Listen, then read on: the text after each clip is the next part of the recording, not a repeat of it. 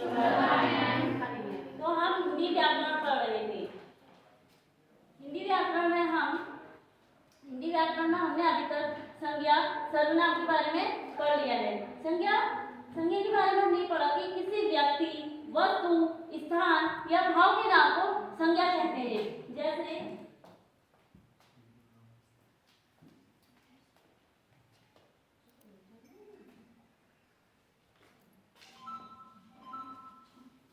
राम विद्यालय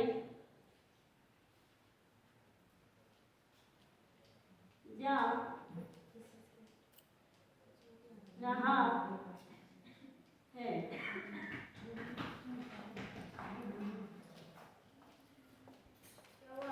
जैसे राम विद्यालय जा रहा है, इस वाक्य में आपको संज्ञा क्या दिखाई दे रही है? ज्योति बताओ। मैम संज्ञा राम। बहुत बढ़िया, बैठ गई। तो इस वाक्य में हमें संज्ञा राम दिखाई दे रही है। इसी तरह हमने सर्वनाम के बारे में पढ़ा था कि जिन शब्दों को हम संज्ञा के स्थान पर प्रयुक्त करते हैं उन्हें सर्वनाम कहते हैं। जैसे यहाँ संज्ञा क्या दिखाई दे रही थी आपको? राम।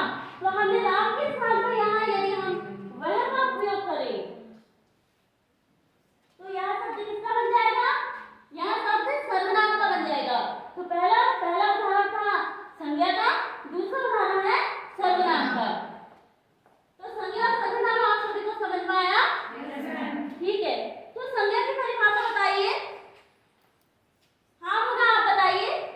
किसी वस्तु, स्थान, प्राणी, भाव आदि के नाम को संज्ञा कहते हैं। बहुत बढ़िया मंजू, बैठ जाइए।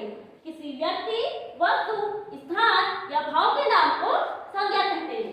संज्ञा के कुछ उदाहरण बताइए। हाँ निशा आप बताइए। राम, दिल्ली, तोता संज्ञा के कुछ उदाहरण हैं। बहुत बढ़िया, बैठ जाइए।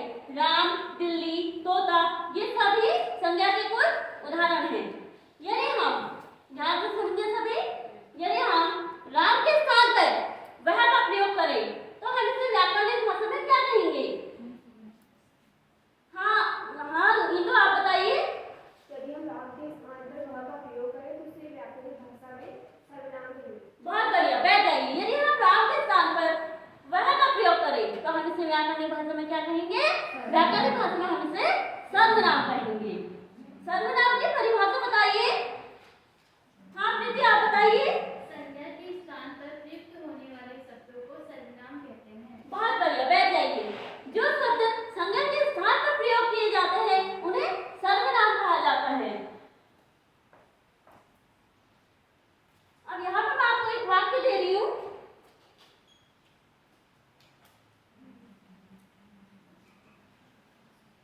माला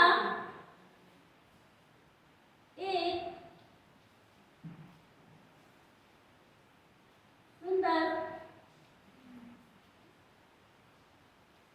लड़की है।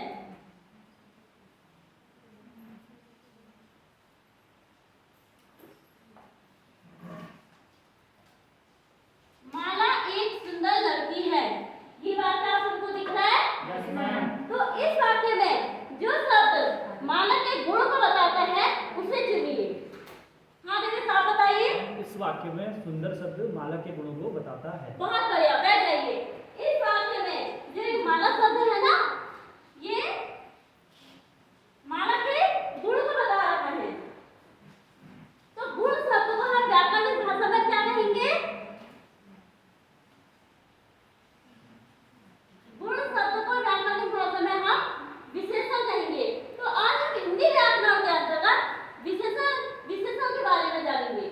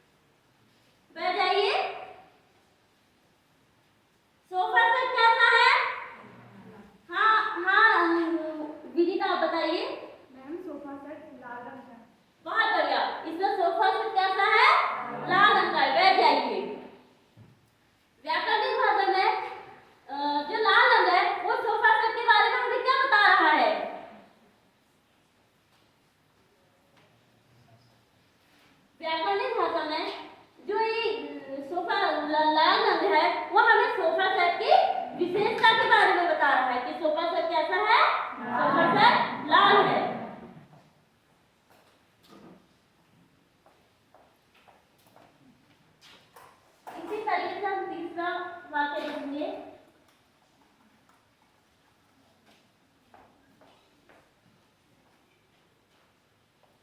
हमारा तीसरा वाक्य क्या है? गीता बहुत मधुर गाना गाती है।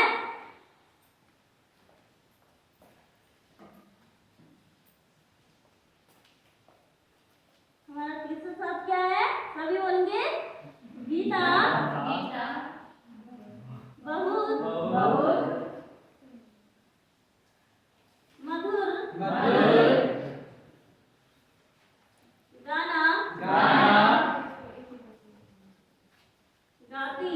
गाती है। गीता बहुत मधुर गाना गाती है। इस वाक्य में आपको संज्ञा क्या दिखाई दे रही है? हाँ श्वेता आप बताइए। इस वाक्य में संज्ञा गीता है। बहुत बढ़िया, बैठ जाइए। इस वाक्य में संज्ञा क्या है? इस वाक्य में संज्ञा गीता है। आप बताइए कि गीता गाना कैसा गाती है? हाँ जी आप बताइए। गीता बहुत सुंदर मधुर गाना गाती है। बहुत बढ़िया, गीता बहुत मधुर गाना गाती है। तो मधुर शब्द है वो गीता के गाने के बारे में हमें क्या बता रहा है? जो मधुर शब्द है वो गीता के गाने के बारे में हमें क्या बता रहा है? जो ये मधुर शब्द है वो गीता के गाने के बारे में हमें बता रहा है कि गीता बहुत मधुर गाना गाती है। गीता कैसा गाना गाती है? बहुत बढ़िया।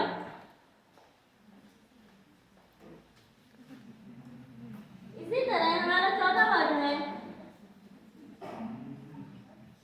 सभी बोलेंगे यह है अंगूर खट्टे हैं। अंगूर कैसे हैं? इस वाक्य में आपको संज्ञा क्या दिखाई दे रही है? हाँ रोहित आप बताइए। वाक्य में संज्ञा बहुत बढ़िया, बैठ जाइए। इस वाक्य में संज्ञा क्या है? अंगूर है। अंगूर कैसे हैं? हाँ मजदूर में आप बताइए। अंगूर खट्टे हैं। बहुत बढ़िया, बैठ जाइए। अंगूर कैसे हैं? अंगूर खट्टे हैं। तो जो खट्टा शब्द है वो अंगूर के बारे में हमें क्या बता रहा है? जो ये खट्टा शब्द है वो अंगूर के बारे में हमें क्या बता रहा है?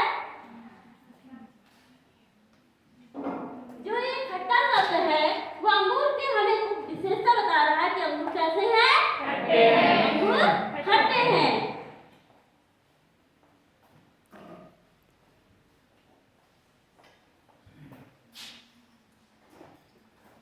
आपको कुछ उदाहरण समझ में आए थे? हाँ तो आप आगे आ जाइए।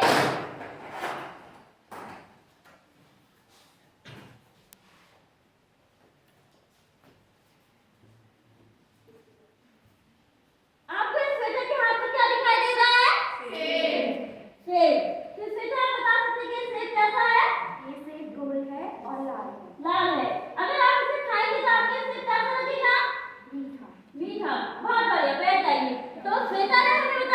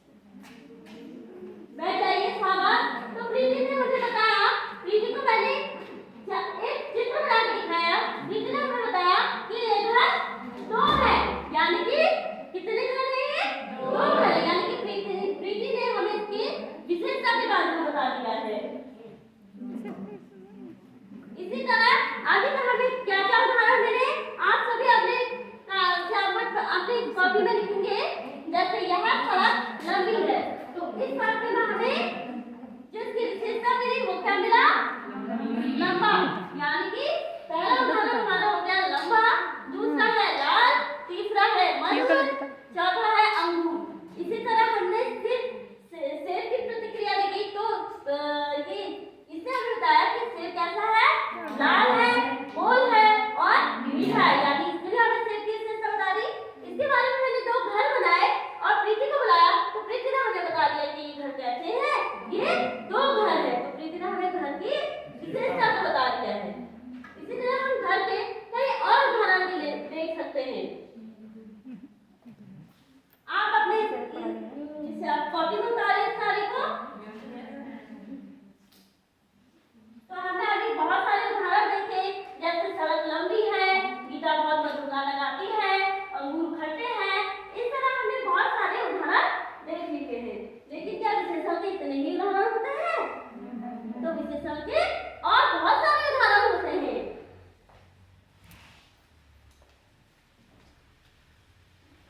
जैसे कि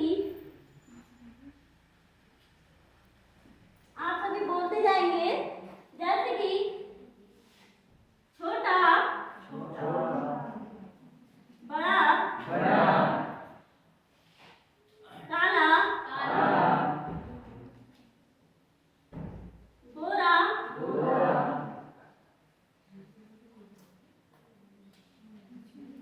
मोटा, पतला, दयालु, कायर,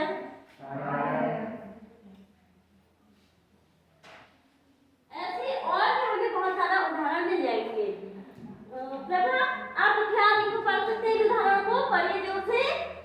छोटा, बड़ा, काला, गोरा, मोटा, पतला, दयालु, कायर। बहुत बढ़िया, आपको सुनाई दिया प्रभा ने जो बताया? Yes ma'am. आप इन उदाहरण पढ़ने को अभी बताइए।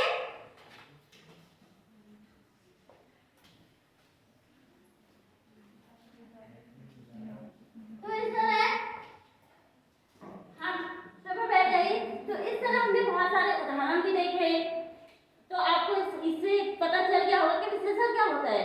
अब विशेषण की परिभाषा जानेंगे कि जो शब्द, ध्यान से सुनिए सभी, जो शब्द संज्ञा व सर्वनाम की विशेषता को बताते हैं, विशेषता में गुण दोष को बताते हैं, उन्हें हम विशेषण कहते हैं। यानी कि जो शब्द संज्ञा या सर्वनाम की विशेषता को बताते हैं उन्हें हम विशेषण कहते हैं।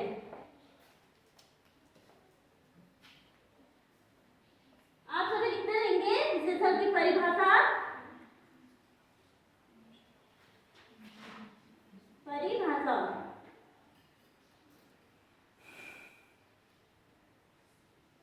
जो शब्द संज्ञा या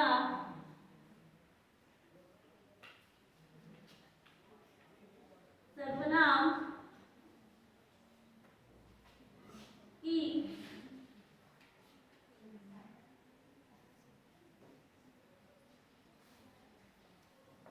संज्ञा या सर्वनाम की विशेषता बताते हैं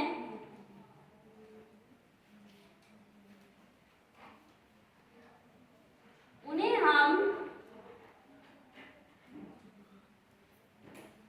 हम विशेषण कहते हैं।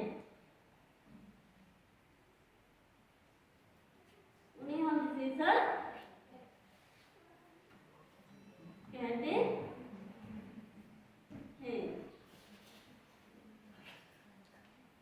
विशेषण की परिभाषा ध्यान से सुनिए सभी बच्चे।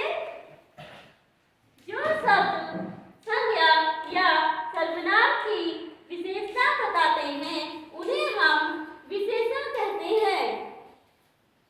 देवे साफ उठिए और जोर जोर से पढ़िए। जो शब्द संज्ञा या सर्वनाम की विशेषता बताते हैं उन्हें हम विशेषण कहते हैं। बहुत बढ़िया देवेश, बैठ जाइए।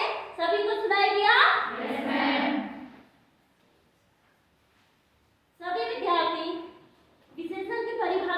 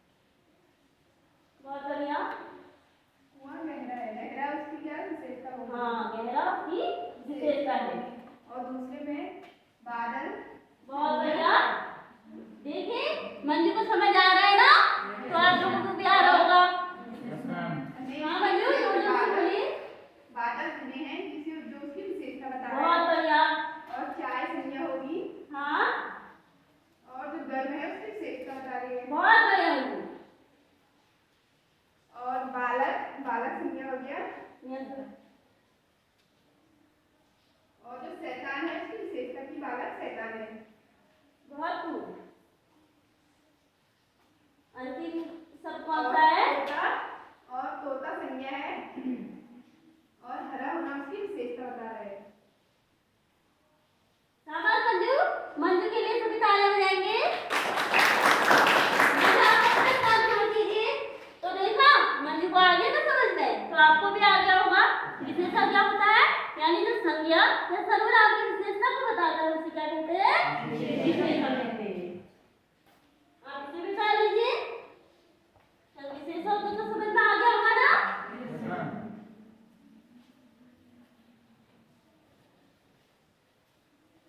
तो चलिए आज की कक्षा यहीं पर समाप्त करते हैं। अब आपको गृह कार्य देना है।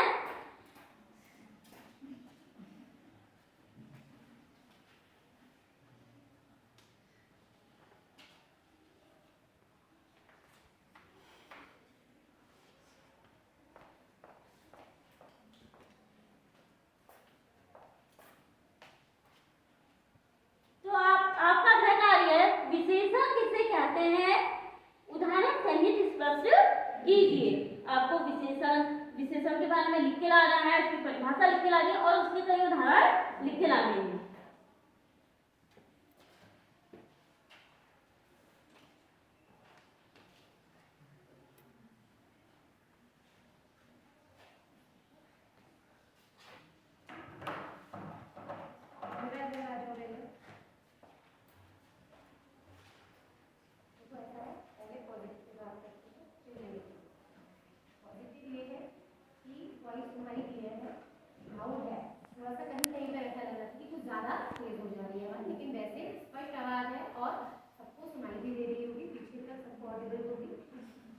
दूसरी अच्छाई ये है कि कल मैडम ने कहा था कि व्याकरण में आप कुछ एक्टिविटीज कराइए, कुछ क्रियाओं को शामिल करिए, वो आपने अपनी तरफ से करने का प्रयास किया, वो भी बहुत अच्छा। आपने लेसन प्लान को तैयार भी किया, अच्छे तरीके से पढ़ाने की कोशिश भी अच्छी करी, लेकिन अभी इसमें बहुत सारी कुछ कमियां रह गई। एक तो सबसे पहले तुम्हारी तरफ से कमी की बात करूँगी, जो बहुत धीरे धीरे इम्प्रूव होती है। इसमें पहले भी आपको एक मार्क मिला है कि अभी आपका श्यामपट कार्य व्यवस्थित भी नहीं है और अभी श्यामपट लेख में भी सुधार की बहुत गुंजाइश है। ठीक है बेटा, ये तो कॉमन बात। दूसरा, कल मैंने उसको भी बच्ची को कहा था कि पॉइंटर को ठोको मत, जो संकेतक है उसको श्यामपट पर ठोको मत। केवल संकेतक का कार्य होता है किसी लिखे हुए कार्य की ओर संकेत करना। समझ में आ रही है ना बात, ना कि उससे बहुत जोर जोर से हमें ठक की आवाज नहीं आनी। आप कंटेंट पे आ जाते हैं। सबसे पहली चीज तुमने पहला ही पॉइंट पढ़ाया, यह सड़क लंबी है। ठीक, लंबी है उसमें तुम कंफ्यूज हो गए। तुम्हें लंबी की जगह सड़क को पहले क्या बोल दिया विशेष कि सड़क हमें क्या दर्शा रही है, सड़क नहीं दर्शा रही थी, सड़क कैसी है, लंबी है। तो आपका दूसरा वाक्य होना चाहिए था कि सड़क, जो वाक्य में सड़क लंबी है, तो इसमें लंबी या लंबा शब्द हमें सड़क के विषय में क्या बता रहा है, तो उसका गुण बता रहा है। ठीक, पहली चीज।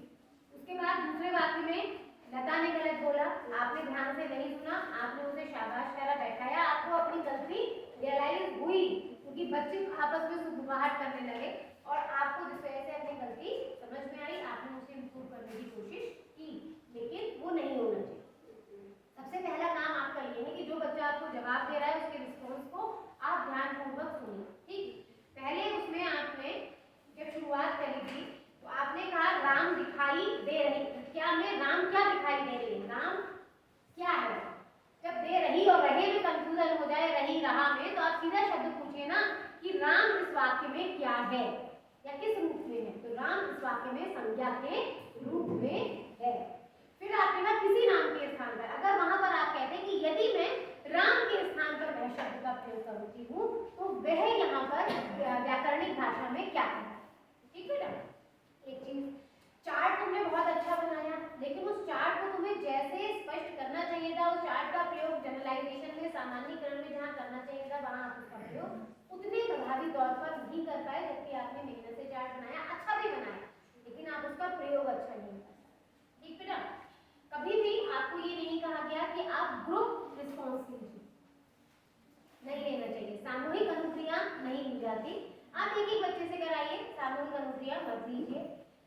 साथ ही साथ आपने जो अंत में एक एक्टिविटी कराई जिसमें आपने संज्ञा और उसके विशेषण को छांटने के लिए कहा, अगर आपने 4 शब्द लिए थे तो आप 2 किसी एक से कराते, 2 किसी दूसरे से।